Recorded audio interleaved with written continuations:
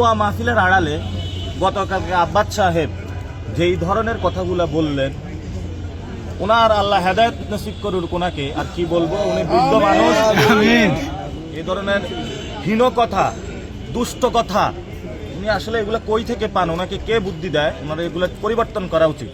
অফিসের সামনে দিয়ে সবাইরে হ্যাঁ ভোটের দাওয়াত দিয়ে আসছি, যাতে আমাদের সংস্কারটা বাস্তবায়ন হয়। সাথে সাথে শহীদ আব্দুল হাদীর বিচারের জন্য সবাইকে মাঠে নেওয়ার জন্য আমরা সবাইকে আহ্বান জানাচ্ছি। মাঠটা অলরেডি জামাত ইসলাম প্রস্তুত করে রেখেছে এবং সেখানে আমাদের এখন দাঁড়িপাল্লার জায়গায় সাপলাকলিটা রিপ্লেস হবে এবং ইনশাল্লাহ আমাদের 8 আসন জয়ী আসনগুলোর মধ্যে ইনশাল্লাহ একটি থাকবে বেগম খালেদা জিয়া।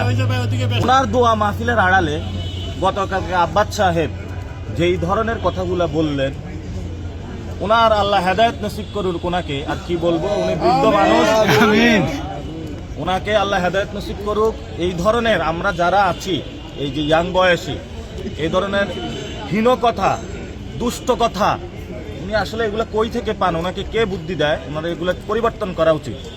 আমি আশা করব উনি ভালো কথা বলবেন, ঢাকা 8 আসনে ভালো রাজনীতি করবেন। এই ধরনের শেখ হাসিনা দম্ভ করে বলেছিল রাজাকার, আমাদেরকে হেনতেন কথা বলেছিল, তার পরিণতি হয়েছিল দিল্লিতে এখন ফাঁসির রায় নিয়ে হলে বসে আছে। হেনতেন কথা বলবেন না আমাদেরকে। আমরা হ্যাঁ ভোটের পক্ষে ক্যাম্পেইন করতেছি, হাদি ভাইয়ের বিচার চাচ্ছি, মসজিদে যাচ্ছি, মুসাফা করতেছি। আমরা নারীদের আপাদের কাছে যাচ্ছি যে আপনারা এই ইলেকশনে ভোট দিবেন। স্কুল কলেজে যাচ্ছি, কাঁচা বাজারে যাচ্ছি, আমরা তাদের কাছে বলতেছি যে হ্যাঁ ভোটের পক্ষে এবার আপনারা দাঁড়াবেন। ভয় নাই, ইনশাল্লাহ এই ইলেকশনে 11 দলীয় যে জোট আছে এটা ইনশাল্লাহ বিপুল হারে সর্ব আসনে ইনশাল্লাহ জয়ী হবে এবং সরকার গঠন করবে।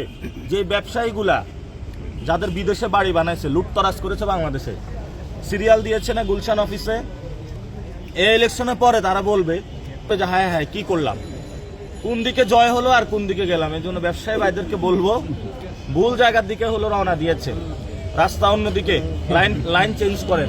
ঠিক আছে, সবাইকে